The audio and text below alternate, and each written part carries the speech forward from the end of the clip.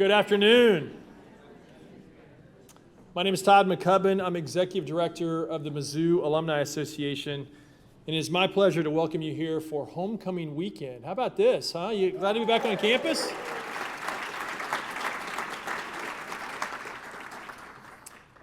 We'll get started today by celebrating some of our most accomplished Tigers. And it's our honor to certainly induct 5 tremendous graduates into our Hall of Fame this afternoon. Now, normally when you come back for homecoming and you try to gather here at Mizzou, it's about 6 columns, right? Well, I'm counting here, and I think we only have 5 sitting right here in front of me here up on the stage. But I'm going to tell you, these 5 columns today are going to knock your socks off. And so thanks for joining us on a very busy homecoming weekend to be able to meet our newest Hall of Fame members. I'd like to welcome a few special guests before we begin. First of all, I certainly want a big thank you to Commerce Trust Company.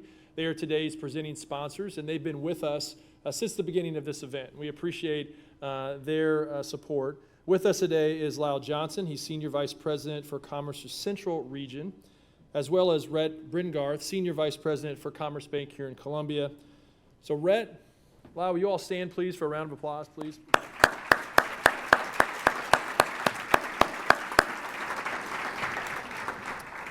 And Lyle, I know you have a few words you'd like to share on behalf of Commerce. Please do. Yep.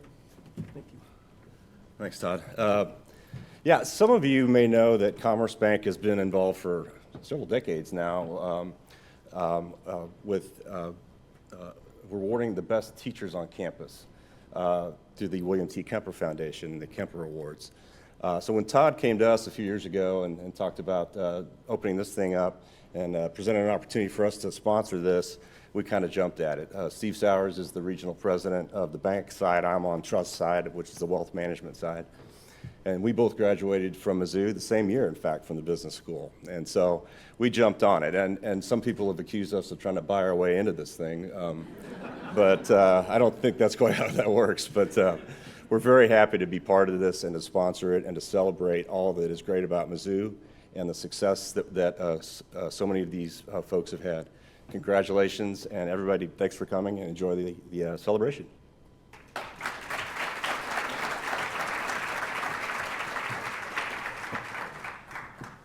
Yes, Lyle, thanks for coming, even though you're not a member of this year's class. I appreciate that. Maybe next year, we'll keep it open for you. Certainly thank our friends at Commerce for their continued support, great community partners, and great supporters of the university. We're also pleased to welcome several university guests here to join us today. University of Missouri System Curators Keith Holloway and Robin Winokur are with us. I saw Robin over here. I'm not sure where Keith's in the back. You all stand up and wave. Come on. Great. We give so much time and effort to the university, and we really appreciate you being here today. We'll also honor one of our honorees, is a former curator, Ann Covington. You'll meet her in just a little bit, so we welcome her as well. University of Missouri President Moon Choi. You're going to hear from him in just a bit. We also have our Vice Chancellor for Advancement, Jackie Lewis. Jackie, there she is. Welcome.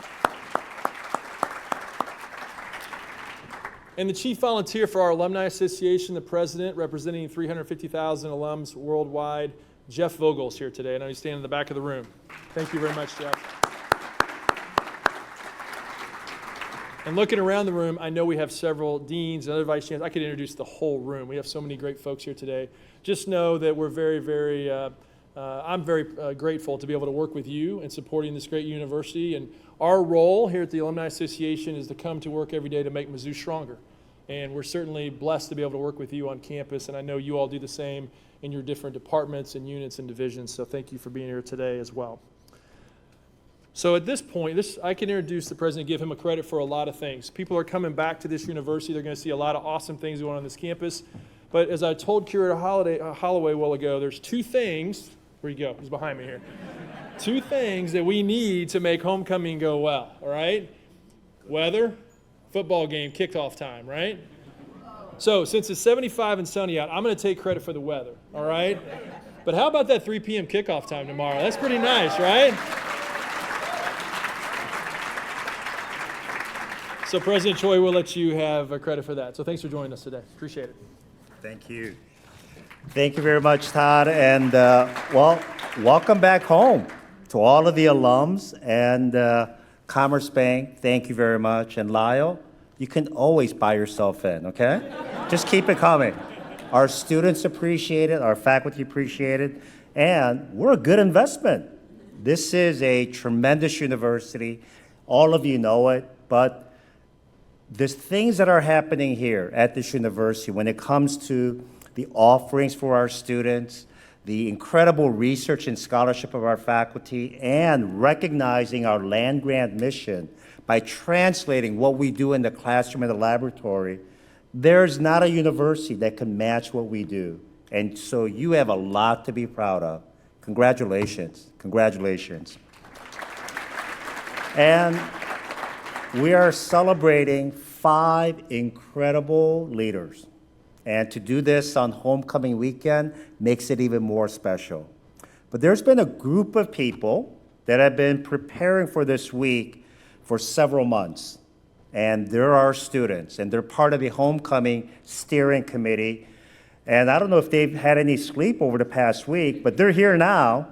And I'd like to ask the students that are part of the homecoming steering committee to stand and be recognized with a thunderous applause, please.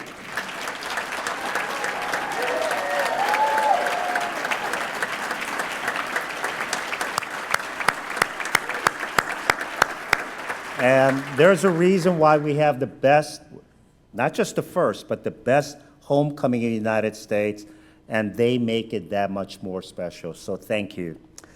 So the Mizzou Hall of Fame recognizes outstanding alumni that have had tremendous and transformational success in their careers.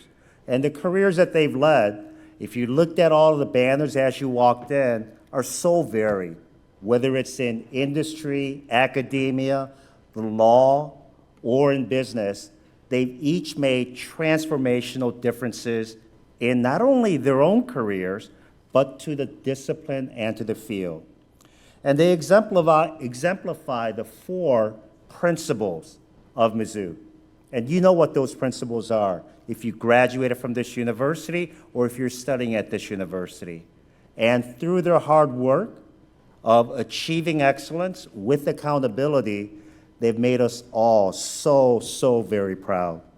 So our 5 inductees this year, the Honorable Ann Covington, the first female Chief Justice of the Supreme Court in the state of Missouri.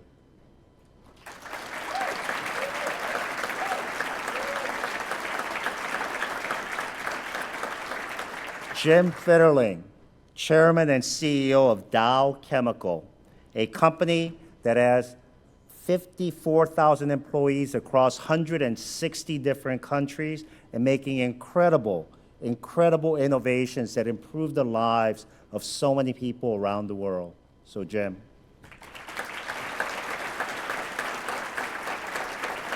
And this individual is no longer with us, but his impact, not only to this university, but also to our country, is felt each and every day. The late General John Gordon. And you've seen that famous movie where Jack Nicholson says, "You can sleep because I stand guard," basically. I think that's what he said. Well, we can all sleep because of the work that he's done at the CIA and in the nuclear safety industry, and we owe him a great debt of gratitude.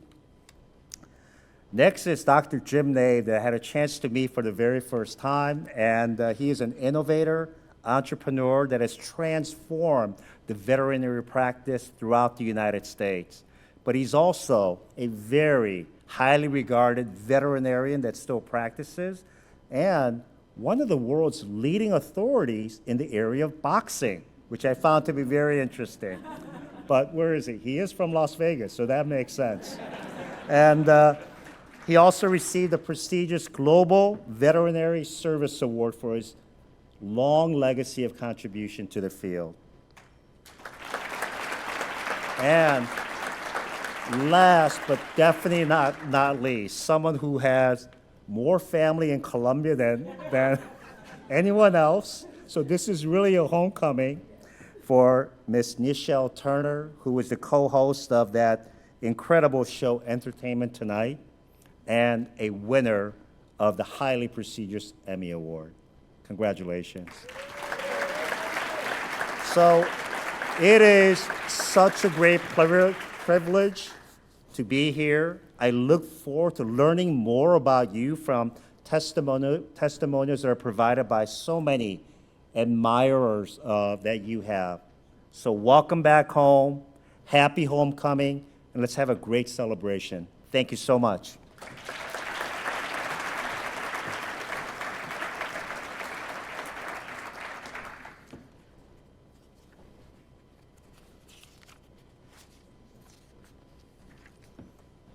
Thank you, President Choi. A great way to lead us off here. And it's now time to induct our Mizzou Hall of Fame class of 2022.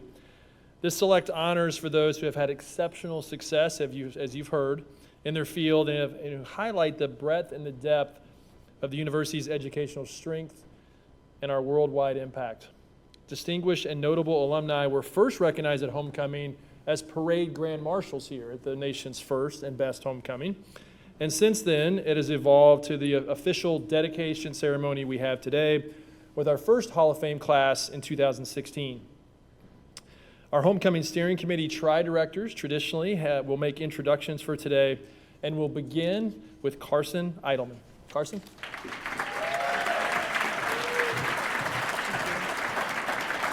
Hi, good afternoon, Tigers. Like Todd said, my name is Carson, and I'm a journalism major from Wooddale, Illinois, right outside of Chicago. And it's my honor to induct our first alum today.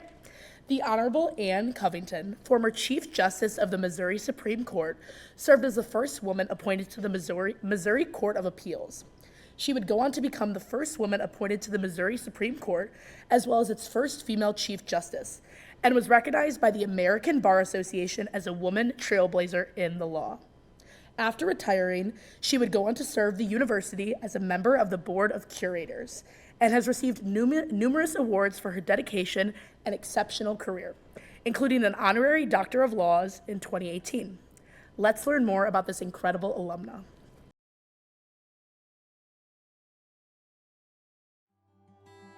Ann Covington epitomizes integrity. She's soft-spoken and so powerful at the same time. She's tough, but she's unassuming. Very purposeful, very intentional. And I think that's what makes her one of the most effective women leaders I know. I'm sure she would say that she's very honored that she was the first woman Supreme Court justice in Missouri. But I know that for her, really what mattered was that she was in a position to serve other people.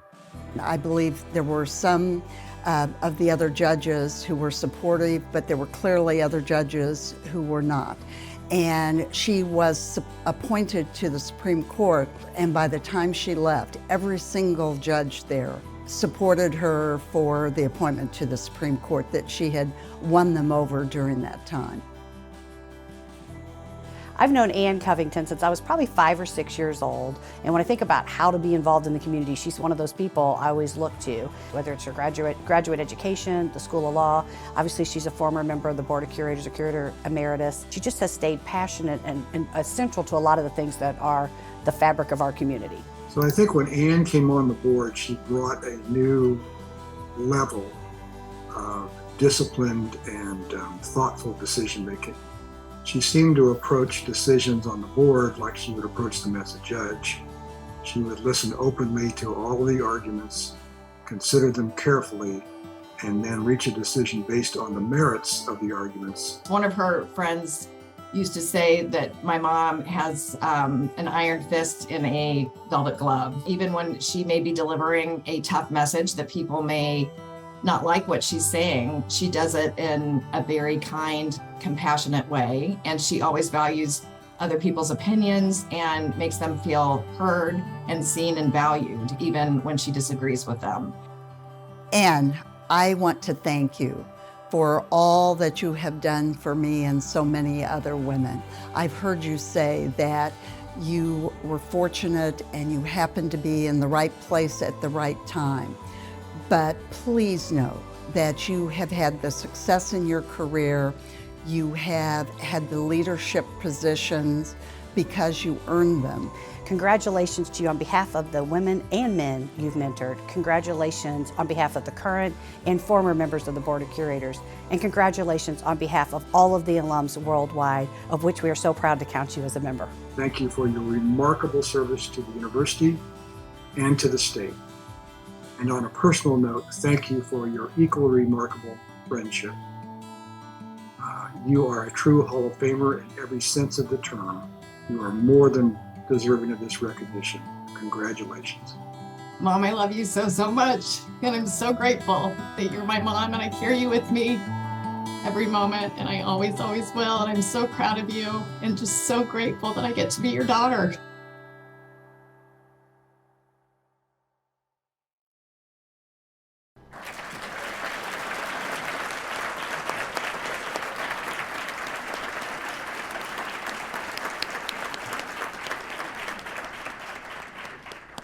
On behalf of the University of Missouri, it is my honor to induct the Honorable Ann K. Covington into the Mizzou Hall of Fame.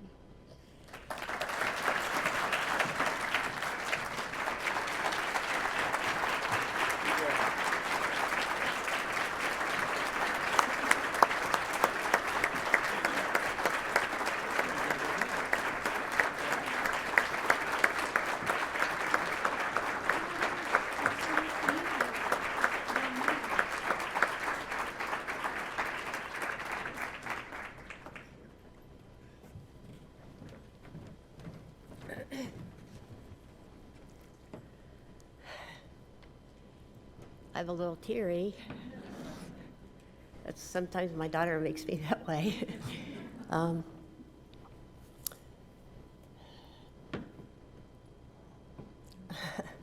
President Choi, Mr. McCullough, thank you so much. Imagine that this is a student doing this. That's just absolutely beautiful. You know, those of you who know me pretty well know two things and have seen me around some. That one is that I always have a note or two, and two is that when I'm told that we have 3 minutes, I am so relieved. You know how I feel about this, those of you who know me well. But co-honorees and faculty and family and friends, and my daughter Elizabeth in alphabetical order, my son-in-law Paige, Chief Justice Breckenridge, Curator Emeritus Winokur, and General Counsel Emeritus, who is not here, Steve Owens. Thanks to all of you, and also to Hannah and her team, who have shepherded through this lovely day and the preceding many, many weeks it took, I'm sure, to put it together. This year is the 183rd year since the visionaries of Boone County began to establish this university by pledging just short of $118,000 in cash and land to win the bid to locate this university in Columbia, this being the first public university west of the Mississippi. And for most of us here, this university has provided some very defining moments, events and people who have marked changes in our lives and in our directions, even after we have left this place many, many, many years. But it has defined who we are and what we are, this university has. And I've always believed that our lives are measured in relationships, our families, many times the most important, for which I am so very, very grateful. Our friends, significant to us in so many different ways, and the institutions in our lives, and this one in particular. Here for me, it's been the law school, where I was privileged to make relationships and be supported by this university, for the rest of my professional life. But it was all about relationships and all about many of you. as Judge Breckenridge mentioned, I do think that I was in the right place at the right time, and the additional factor is that I wore a skirt to work. And it just seemed to be the right time for somebody to do what I was able to do. But this is the place that opened the doors, helped grow, learn, and helped me love better. So even though I did go to undergraduate school at that place in North Carolina that nobody likes, Duke University, and have almost a master's at Rutgers, I gave my heart to this university a long, long, long time ago. It's where I live, where I care, and the institution for which I'm most grateful. So thank you so much, and let's keep going the way we're going. Thank you.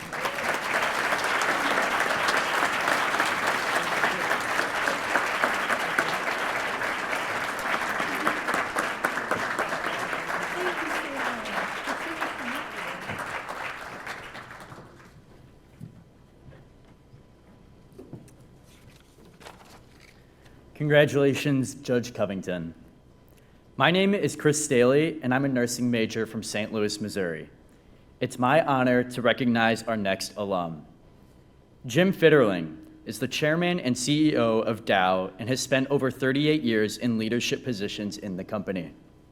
He is chair of the National Association of Manufacturers and the Alliance to End Plastic Waste, in addition to serving on the boards of 3M, Catalyst, the U.S.-China Business Council, Business Roundtable, and the Detroit Economic Club.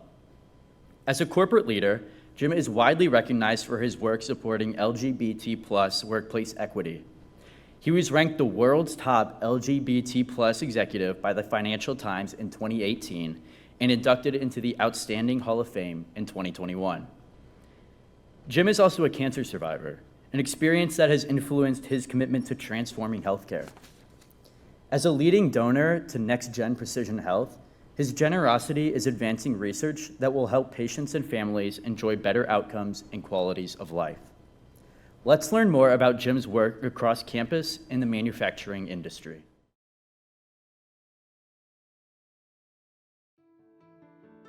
Even a bunch of college boys know leadership when they see it. We first crossed paths at 507 Kentucky over 40 years ago as fraternity brothers at Farmhouse.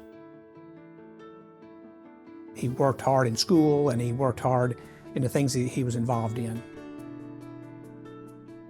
Being a leader in his role as chairman and CEO of Dow, I've watched Dow become a safer, more inclusive, more diverse, and more sustainable company.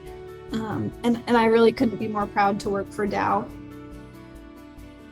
Jim is a cancer survivor of a very rare type of cancer. And so without leading breakthrough technology and research like that's being done at Next-Gen Precision Health, he wouldn't have been able to survive and fight that cancer to the extent that he did. And so we're really grateful for research like that and really grateful that those kind of technologies are also being brought to the University of Missouri.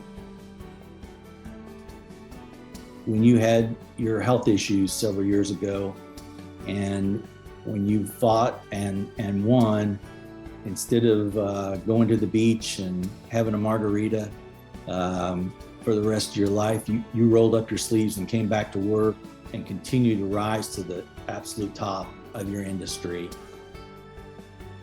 I don't think Jim has ever met a problem or a situation that he cannot solve or overcome. And I mean that from both a professional perspective and a personal perspective.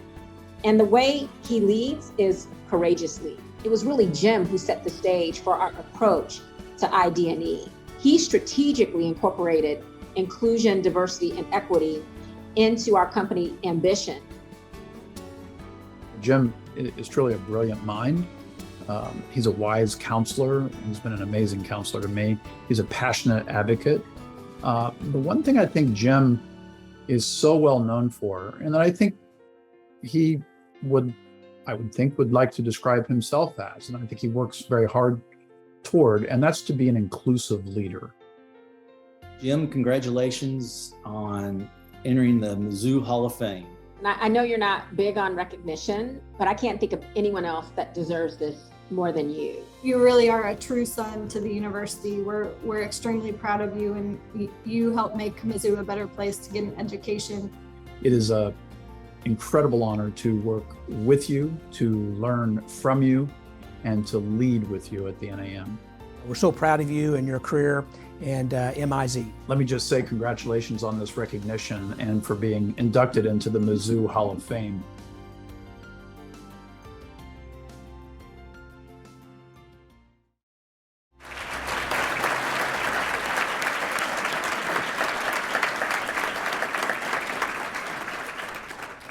On the behalf of the University of Missouri, it is my privilege to induct Jim Fitterling into the Mizzou Hall of Fame.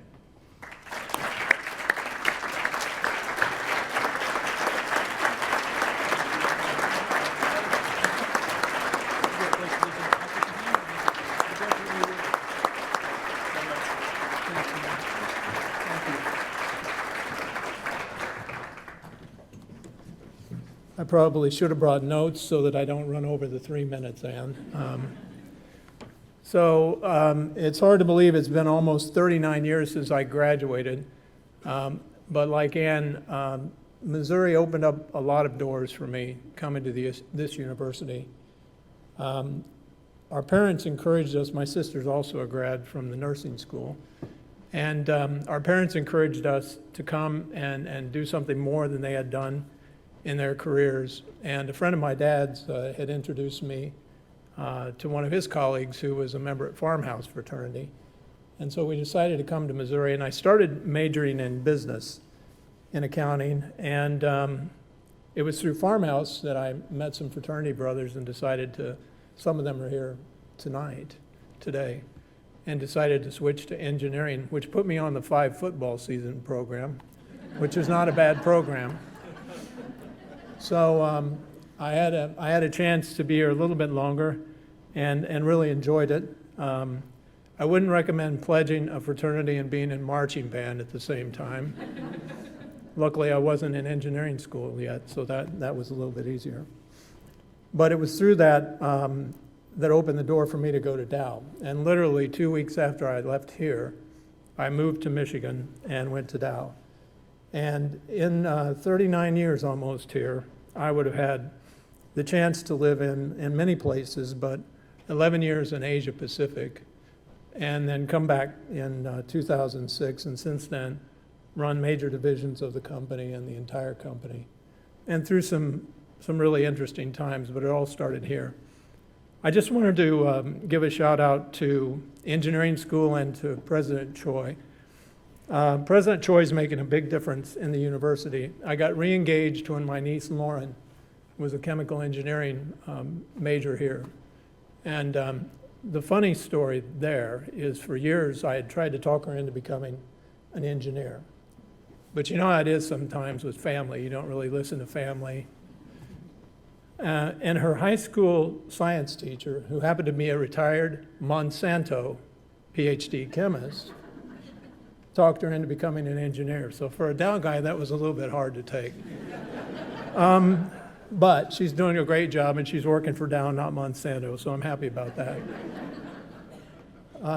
But I got engaged when she was here in engineering school, and it was a little bit of a rough time for the university. The university was going through some troubled waters, and NextGen was a discussion at that time. And we were trying to bring together a lot of disciplines in the university that could really work together to do something here that could be pretty unique to the University of Missouri. Without President Choi's leadership, we wouldn't have had the relations we needed with state government or the Board of Curators to get that over the line. And many deans that are here were involved in putting that together. Veterinary school, medicine school, business school, law, you know, all aspects that are covered there are going to break new ground, and engineering, because there's a lot of data science that goes into that. And I was there this morning, and it is starting to deliver results. We are attracting huge talent here. There is something big happening on this university, not just with NextGen, in a lot of places, and it wouldn't be driven without the leadership of President Choi and all the hard work he's done to rebuild those bridges. So I'm happy to see it. That's what got me back involved again. I really appreciate the honor today. I was a little bit floored to get the letter. Thank you to everybody that came out today for the celebration. I'm very, very proud to be a part of this university and talk about it all the time. There's one more thing we need to add to your list, Todd. We need a victory tomorrow. M-I-Z.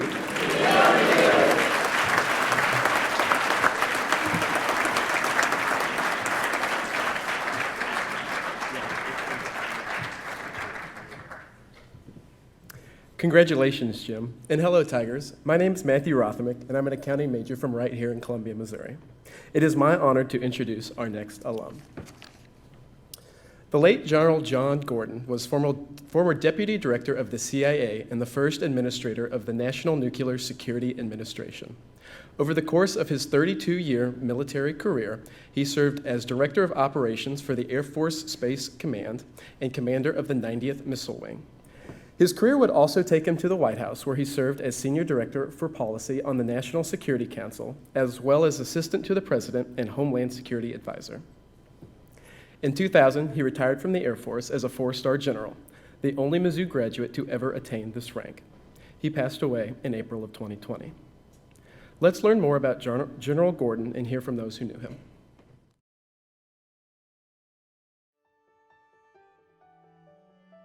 I said, give me one adjective that comes to mind immediately when you think of the general. And so here's what I got.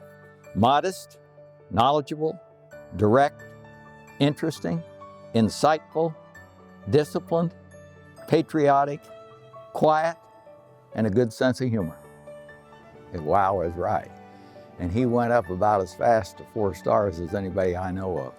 Being a 4-star general, if you've not been in the military, that's like being a CEO of Amazon or something like that. You don't get any higher other than maybe President of the United States. Became a 4-star general despite the fact that most of our 4-star generals are pilots. At the end of the day, he was a physicist, but he was so smart, and there was only one guy that could do what he could do.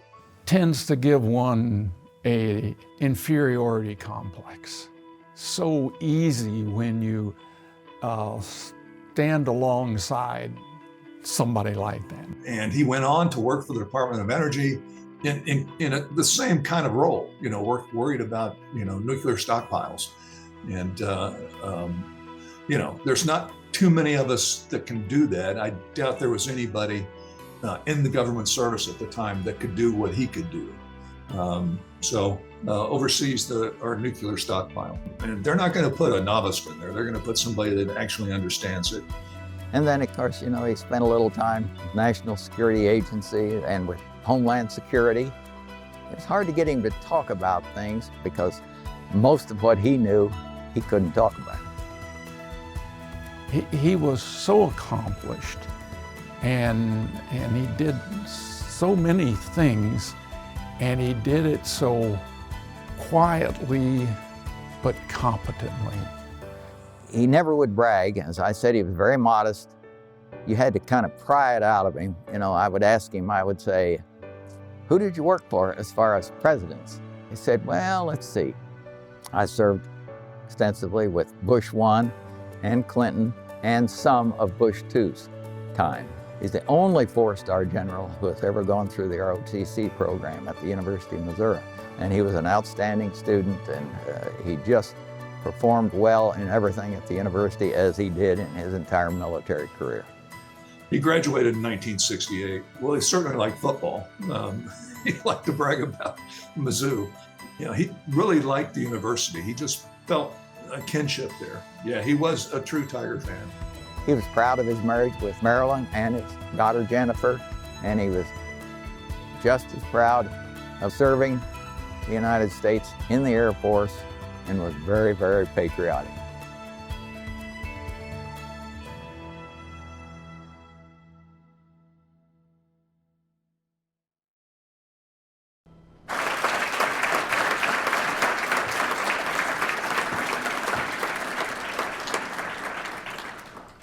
On behalf of the University of Missouri, it is my honor to induct John A. Gordon into the Mizzou Hall of Fame. General Gordon and his wife, Marilyn, met as undergraduates at the university. It is our honor to have her here today. Please welcome Marilyn Gordon to the stage.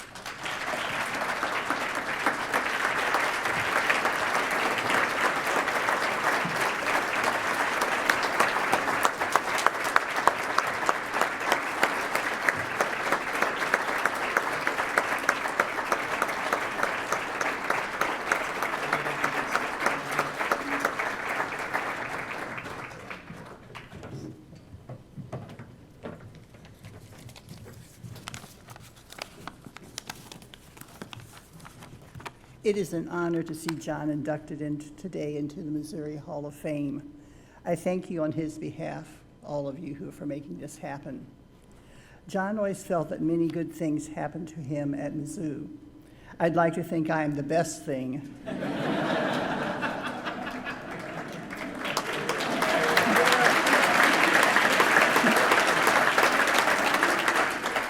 We met at a campus dance when he was a sophomore. John found that his 4 years in Air Force ROTC prepared him well for his future Air Force career. Colonel Don Rowland, ROTC commander in the late 60s, was instrumental in getting John a waiver for his less than perfect vision and for getting John's first assignment in the missile research side of the Air Force. Excellent professors at Missouri's Department of Physics prepared him for graduate school. John always felt his physics background served him well throughout his 32 years of service. 15 years after military retirement, we returned to our roots, moving to Columbia in 2014. John served on several advisory boards at the university until Parkinson's disease made it impossible for him to continue. He passed away in April of 2020. It is good to know that his alma mater recognizes and remembers him. Thank you all so much.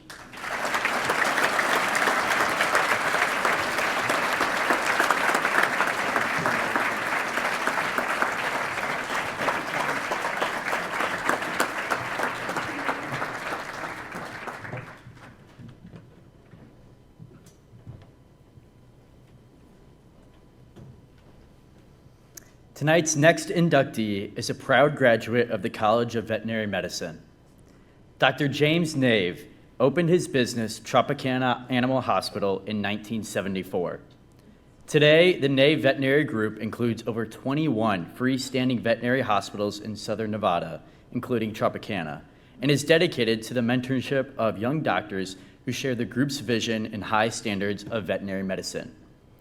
Dr. Nave is active in organized veterinary medicine at both the state and national level.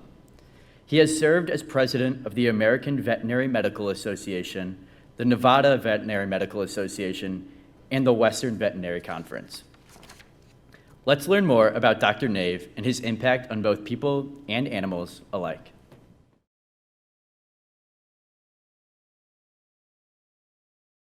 What is inspirational about Dr. Nave is the fact that he is a trailblazer. He's helped foster improvements in veterinary medicine worldwide. He came from a small town in Missouri. He worked really hard in school, and only because the state of Missouri gave a scholarship to the top person in every high school class was he able to leave and go to school at the University of Missouri. Dr. Nave established a series of hospitals in Las Vegas, Nevada, and he's really been instrumental in developing veterinary medicine in that city. When my dad works at building this business, and it's considered a jewel amongst the veterinary profession, he doesn't think about the bottom line in terms of dollars and cents. He thinks about the impact he's going to make into the community he serves. He often says that his most treasured asset in any business is the investment in the folks, the veterinarians, and all the folks that work for us. Dr. Nave's put a lot of work, a lot of effort, and a lot of support staff into growing an organization that allows us to basically grow within veterinary medicine. I came out and worked for Dr. Nave for the first 2 to 3 years. I think it was 3 years, and then I bought a practice from him. He took me under his wing and showed me how to practice good veterinary medicine. He's maintained a tight connection with Mizzou for the entire time since he graduated and allows for veterinary students to come out and even helps pay their way so that they can come out and do externships at his clinics. Dr. Nave's probably touched more young veterinarians' lives and given them the opportunity to learn a good work ethic, provide quality service. I often say that he is the mentor of mentors, because if I am a mentor, it's because of everything I got through working with him. He's extremely proud of the role he has played in his profession. You know, he helped transform the profession as the president of the AVMA, ensuring that the veterinary profession can grow and flourish. He considers it an honor to be a veterinarian, and he considers it an honor to have been a veterinarian that graduated from the University of Missouri. Dad, I just want you to know that from the bottom of our hearts, you have always been in our Hall of Fame, and you deserve this honor. Congratulations. Enjoy this, you deserve it. You're certainly more than deserving of this award for your support of the University, College of Veterinary Medicine, and all the young people that you've helped throughout your veterinary career. Dr. Nave, thank you so much for everything that you've done for the veterinary profession, and congratulations on being in the Mizzou Hall of Fame.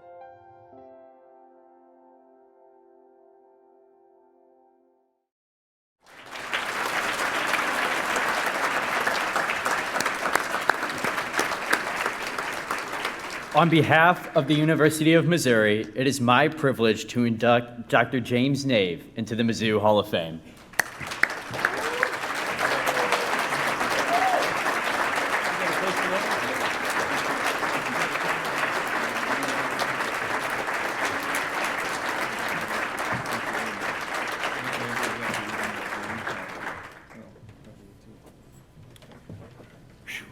We talk about feeling humbled. That would be a huge understatement. The people that went in front of me, I'm so proud to be a part of this group with you. You know, I came from the University of Missouri as a very young lad from southern Missouri without a father, and I had no idea what to do in life. But I always knew I wanted to do good. And I always knew that I would always listen to what I thought were good mentors. The University of Missouri has had a beyond profound effect on my life. It took me from a world that no one should have to live in to a world that's hard to believe how good it is. And I hope that in the years since I've been here, I've always recognized that. You know, my 2 years at undergraduate school here was very good to me. When I would walk around the campus, you know, sometimes when I was a little bit down or something, I could not believe the pride I had. And even 20 years or 30 years later, I've come back and walked that campus and got that same pride. And then I was admitted to the class of 1968 into the College of Veterinary Medicine. I received many awards in our profession, and I always say at that same time, I have no clue why I got in, but I'm sure glad I did. You know, I'm honored today that my family are here with me, Jan and my daughter Alyssa, and my granddaughter Sydney, and my son-in-law Rob, and my sister Sheila. You know, somebody said earlier in their talk that the thing that made them the most successful was very important to them was relationships. And I've given lots of talks over the years to College of Veterinary Medicines, and they always want to know what was success, and they wanted success in veterinary medicine, politics, and success in business. And I always brought the speech down to relationships, and that is true for me. That is the one word that has made my success. And when I started the university, I was not very good in English. And I had an English teacher, and she encouraged me to go to another English class and get it. And please don't think I'm bragging, that's just not me, but I'm pretty good right now. I've served on lots of boards and wrote lots of things and stuff like that. And I always give this young woman credit for that, because she saw my weakness and she helped me. And in my undergraduate, deal. That's the one professor that I always recommend. The University of Missouri College of Veterinary Medicine just simply changed my life. It taught me veterinary medicine, but it taught me much more because I didn't have much to go on.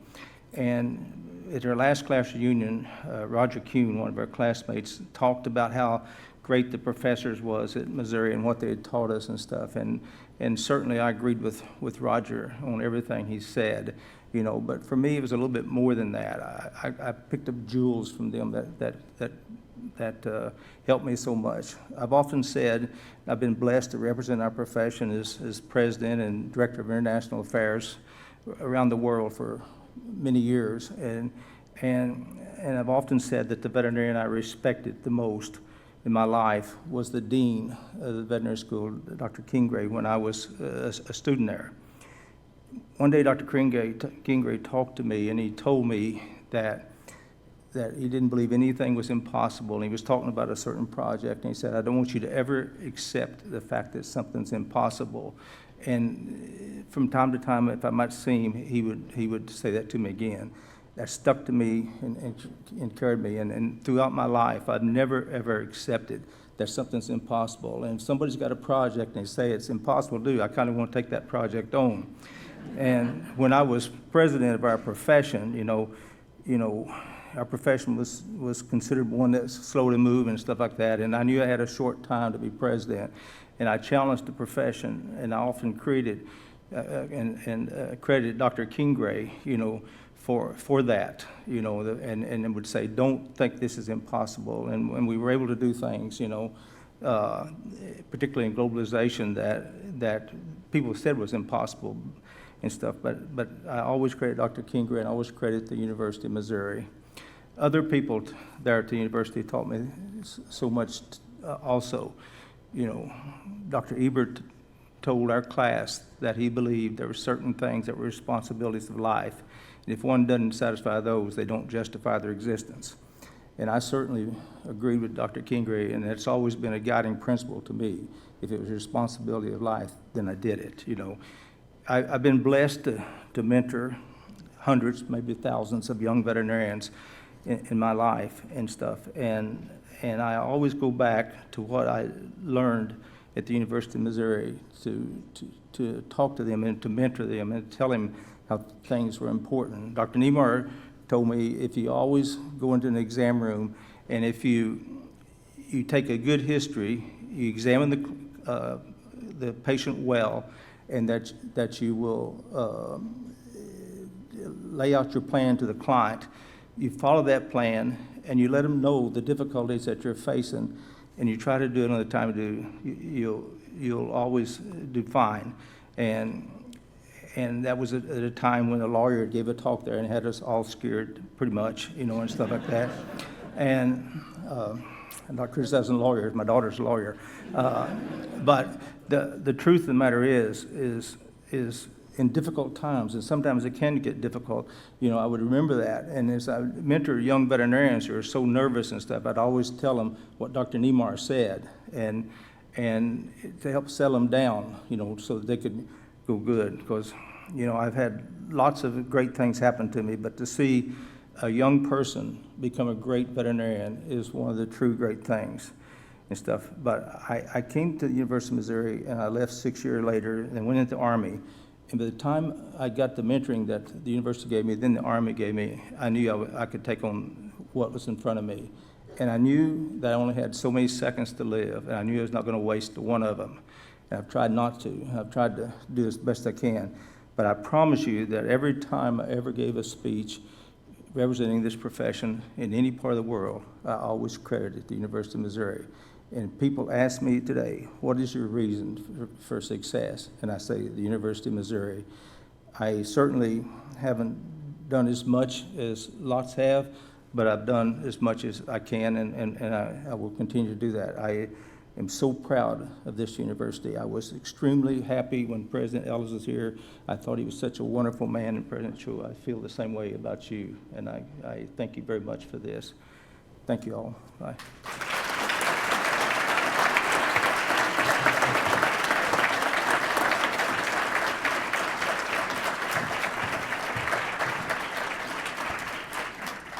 Hi, me again. Our final alum today has been gracing our television screens since graduating in 1998. Nichelle Turner is a 7-time Emmy Award-winning journalist and co-host for Entertainment Tonight, as well as the first Black woman host in the show's 40-year history. She's the host and producer of Secret Celebrity Renovation on CBS, co-hosts The Big Podcast with Shaquille O'Neal, and is a frequent contributor to various CNN programs. After graduation, Nichelle joined WEHT in Evansville, Indiana, followed by WVUE-TV Fox 8 in New Orleans, and KTTV in Los Angeles. She would return to New Orleans to cover Hurricane Katrina and its aftermath for Good Day LA, winning several journalism awards for her coverage of the disaster. Let's learn more about this incredible alumna.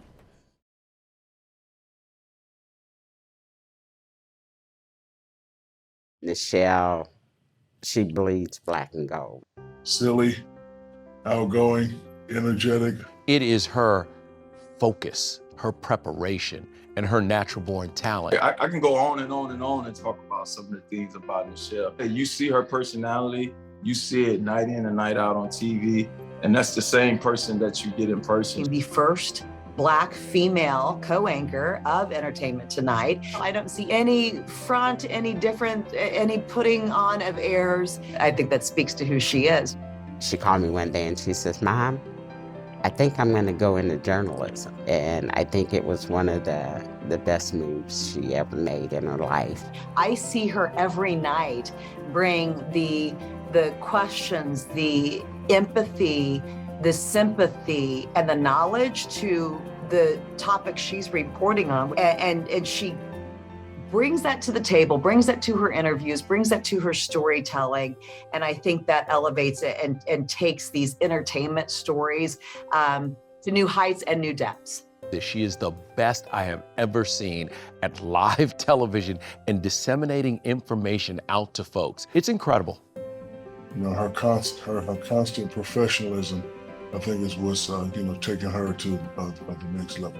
The way you portray yourself on TV, if it's the same in real life, you always get ultimate respect from people. And she's like family to me. So when you're doing something that's really important, you feel safe because you're with someone that you know cares about you, loves you, and wants you to do your best. And that is a rare trait. I've been knowing her family longer than I've been knowing Nichelle because I'm a few years older than her. But that bubbly personality, that big smile, that's the genuine Nichelle that if you don't know, that is her. And she's a family-oriented person. The Turner family is family. We're very close-knit. Her family ties will always make Columbia close to her heart. Just want you to know how proud I am and how proud we are. You represent the Turner name in the highest powers. I knew that this day would come because you have always been my superstar. We're just so genuinely happy for you. Nobody could deserve this more. Keep doing what you're doing. So many girls have so many more women of color to look to, and Nichelle, you're one of them. I'm so proud of you, and I love you. Welcome to the Hall of Fame family. I'm so proud of you. That's a great honor to be part of. No one's more deserving than you are. You are a Hall of Famer in my book. You're a Hall of Famer in everybody's book. Congratulations to you and to your family for this prestigious award.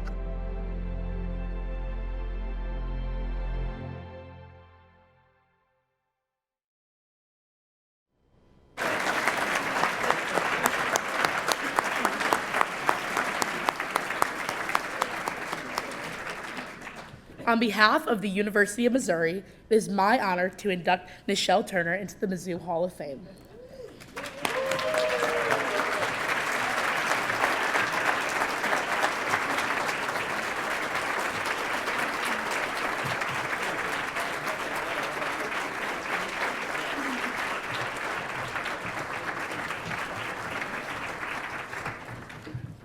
Well, nothing like having a little comedy from Shaquille O'Neal on a Friday, huh?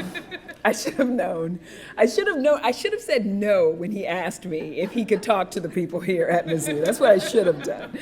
Thank you all so much for all of those kind words, Shaquille and Melvin and my family, of course, and Donna. I love all of you guys. I am just beyond honored to be here today, and I'm really honored, and I'm having a hard time wrapping my brain around the fact that I'm being inducted into the Hall of Fame with the people that I am. So I'm really honored to be with all of you all today. I really, really am.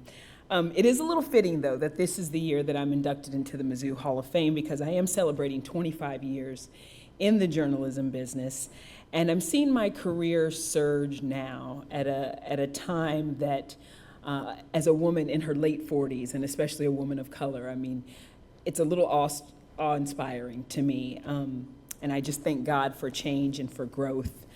I'm not one that wants to get on their soapbox much, but I do have to take a moment to say, first and foremost, I need to give honor and thank yous to my Lord and Savior, Jesus Christ, because without him and his grace and mercy, I know that I would not be standing in front of you all today. So I also want to say thank you to my family, because the Turners were led by James and Margie Turner. They're my guardian angels, my grandmother and grandfather. And not only have they set the example for me, but I know that my entire family has been praying for my head and for my heart for every single one of the 25 years that I've been in this business, and they continue to do that to this day. So thank you, Nanny and Grandpa, and thank you so much to my family for all of your support, especially to my mother, Jackie Turner. Thank you for your unwavering support in me.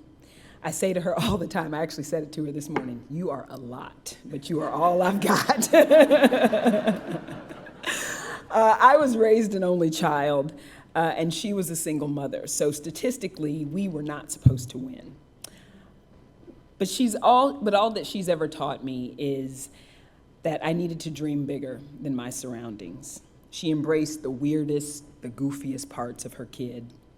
She led by example, showing me that being of service, being kind, and having a mean hustle would always set you up for lasting success. So bottom line, everything that's good in me comes directly from her. I thank you, Mom. As much as I do believe in the power of prayer and I recognize it, the Bible does say faith without works is dead. So that is what we're here to do today, is to celebrate the work. My work began at a young age. I think that I've always pretty much known that there were only two things that I ever thought about being, either a journalist or an attorney, because I could argue with the best of them. I could talk your head off. And I knew how to tell a really good story.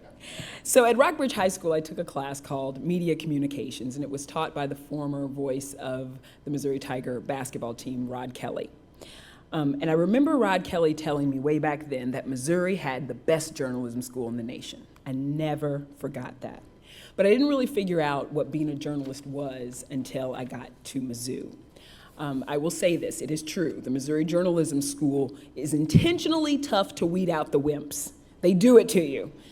I don't know that to be fact, but that's my story and I'm sticking to it, Dean. That's what I'm gonna say. But I learned so much more here at the University of Missouri than the rule of threes. I learned that storytelling comes from the soul. I learned that being fair, accurate, and truthful is not just a moniker, it's a mindset. But most of all, I learned that the people here make a lasting impression on your heart. My rule of threes here at the University of Missouri, and especially at the School of Journalism, were Greeley Kyle, Stacy Woelfel, and Kent Collins.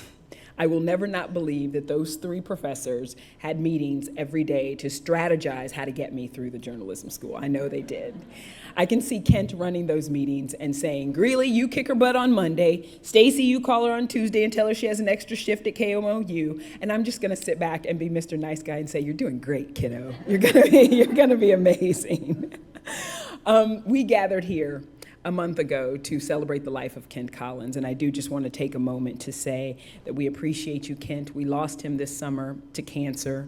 He was a special man to this school. He was a special man to me and my career, and I just want to say thank you, my friend. And I did edit this speech like 15 times. I was actually sitting right there still editing Kent, because Kent loved the written word, and he loved to edit everybody's work.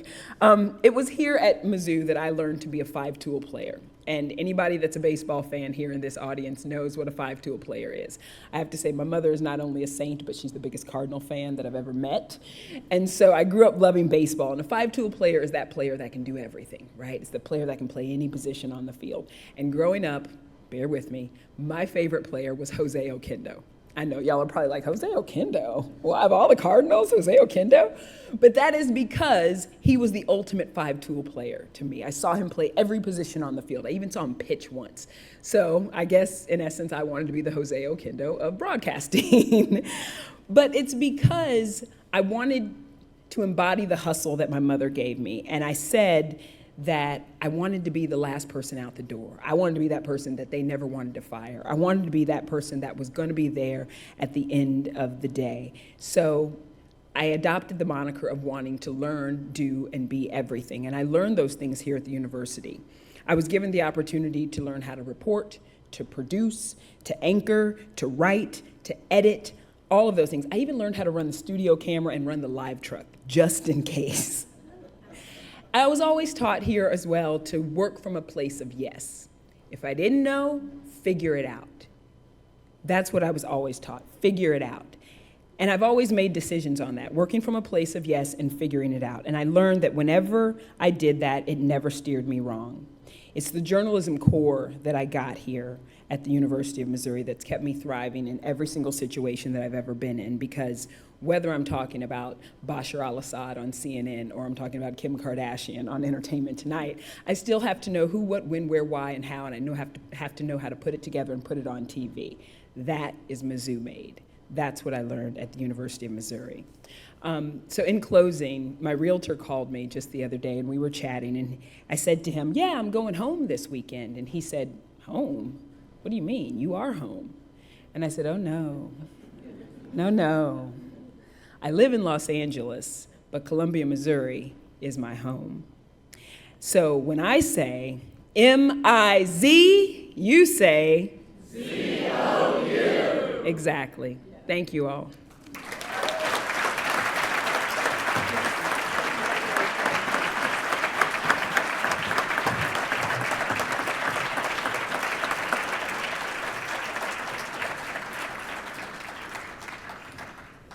Thank you, Nichelle. Any good Cardinal fan knows that Jose Oquendo's nickname was the secret weapon, right? Yes.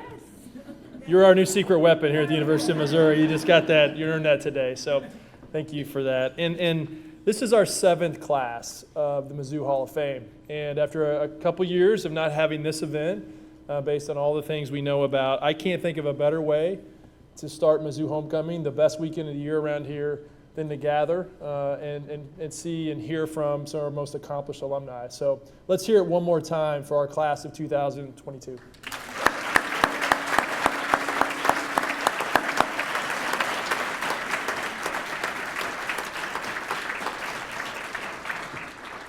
Now we have one more tradition to take place before we break and go across the hall for dessert and coffee. And I think I got a little extra help for this today, I believe. Yeah, there he is. Truman, come on in, buddy. Come on in. So as Truman joins us on stage, I also want to invite members of our Homecoming Steering Committee to join us on stage as well. And they're going to come up here and they're going to lead us in the singing of our alma mater. Hey, but the words are going to be on the board, folks. We're in good shape, all right? I promise you. As we do that, I do want to invite you to come across the hall for dessert and coffee and get a chance to talk to our honorees. And I wish you a very happy homecoming. Have a wonderful weekend in Como. We are going to get a win to go out tomorrow, Mr. Fiddling. I promise you that. We're going to win. The Tigers are going to take the day. And thanks for being here today with us. So when you all are ready, I'll let you all start the alma mater, okay? I'm going to get out of this. Are we ready? Well, let me... We'll just start. Yeah, wait till everybody's Are we ready? Yeah. Okay. Old Missouri, fair Missouri, dear old varsity. Ours are hearts that fondly love thee. Here's a health to thee. Proud art